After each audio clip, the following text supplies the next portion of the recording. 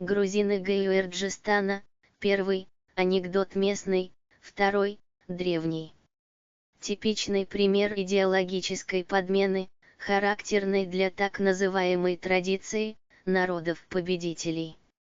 В представленном ролике происходит подмена действительно древнего автохтонного народа, хорошо зафиксированного в источниках как минимум с XIX века, по итогам Кавказской войны, академической конструкцией, сформированной грузинским историческим сообществом с XIX века.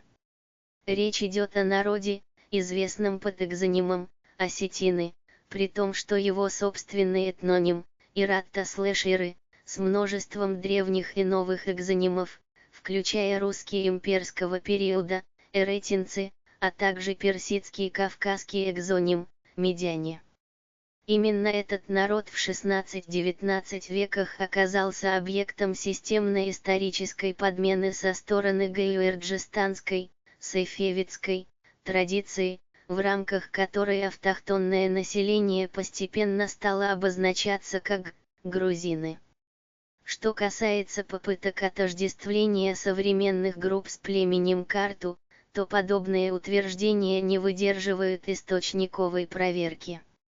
Народ Карту исторически находился при дворах царств титульного населения Восточного Закавказья, Иратта, эретинцев, а не являлся самостоятельным доминирующим этносом региона.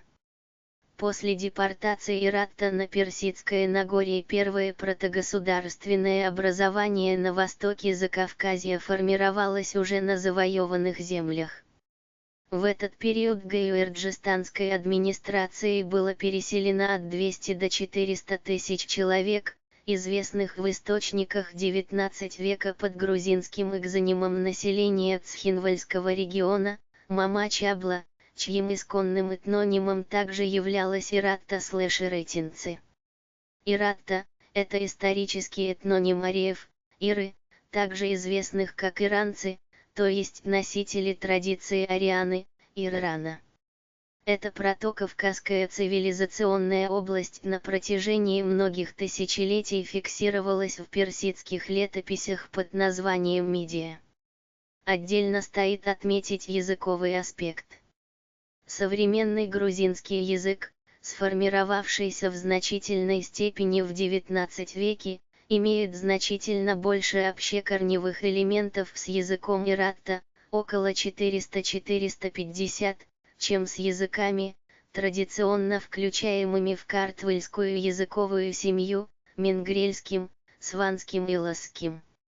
Это подтверждается не только лексическим анализом, но и фонетическим восприятием.